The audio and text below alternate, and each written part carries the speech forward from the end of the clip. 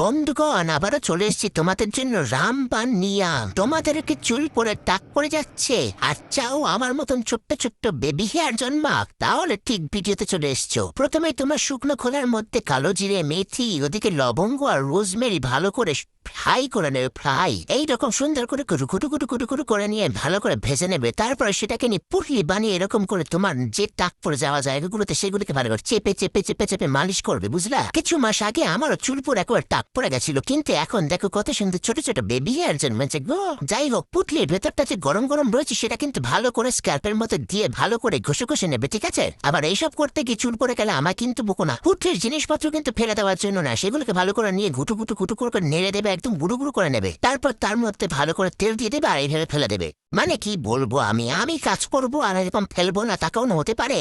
ঢুকুর করে সবকিছু পড়ে গেল, আমার তেলের সত্যা নাশ হয়ে গেল। কত দামি তেল আমার সব মাটিতে গড়াগড়ি খাচ্ছে গো।